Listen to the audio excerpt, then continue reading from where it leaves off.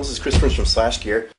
Today we're taking a look at is the Apple iPad 3. This is the third generation iPad, just called the iPad, the new iPad, with a Retina display, with slightly higher definition than this device, which is the Nexus 7.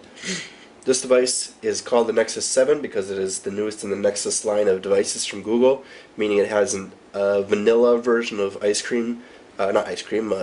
whatever Google's treat is at the time, is what that means when it's vanilla. And at the moment it is Jelly Bean, which means the newest version of Android, version 4.1, which is what you're seeing here, is on this device. Now, these devices both start off with completely different versions of software. This one's obviously running iOS. We'll pop that open like that. That's your opening screen. Here we have a slightly new version that you might not have seen yet, where it allows you to go to this Google thing here or unlock screen. We'll just go to the unlock screen for now.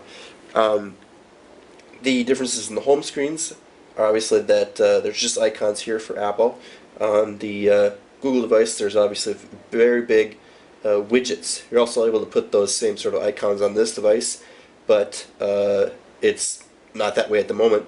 You can go in your app drawer, like so, and get those. There is no app drawer on an Apple device like that with iOS. There's on Android. You've also got all these widgets like so. Now, these two devices are obviously running very different software, but they are also very different devices. They're not really suited to be compared to one another, other than because of the fact that they're both sort of hero devices for their respective companies. The iPad is obviously Apple's, very much Apple's kingpin as far as mobile goes, other than the iPhone, whereas Google's tablet line is non-existent beyond this device and maybe the Motorola Zoom, which came out a few years ago, or a year ago, whatever you want to say. Where the iPad is sort of an all-encompassing device. Apple is completely dedicated to this.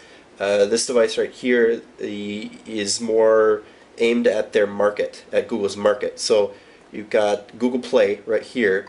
You tap that, and this is the place where you buy all your media, from everything from books to magazines, movies, TV shows, and apps, of course. Back on the home screen, you can see that each of these widgets that come with the device are aimed at the market right out of the box, so you know that this is a device made for that, to work with the cloud, project things to the other new device that's called the Nexus Q, which is very similar to the Apple TV, by the way. And the whole device is made for that. It's also extremely cheap, which is it costs $200, $199 on the market, and has a quad-core processor inside that's really good. It's for Android. It's the NVIDIA Tegra 3, whereas the iPad, this version of the iPad anyway, the most inexpensive version of the iPad 3 it costs $499 and has an Apple dual-core processor in it. But the amount of cores doesn't necessarily matter in this case. As you can see, they're both really quite swift. But that's how it goes. Now, both of these devices are obviously available right now. This device has been available for several weeks or months, and this device has just come out today, so you won't be able to get it shipped to you at this moment, but it'll be coming extremely soon. This device comes in a couple different colors. The iPad comes in black as well as white. That's just the front, whereas the back is always this lovely silver. The Nexus 7 comes in black and white, which is the one you see here, or it also comes in black, which is this color. So it's black on the front either way, but the black version has a silver outline and a black back. There you have it.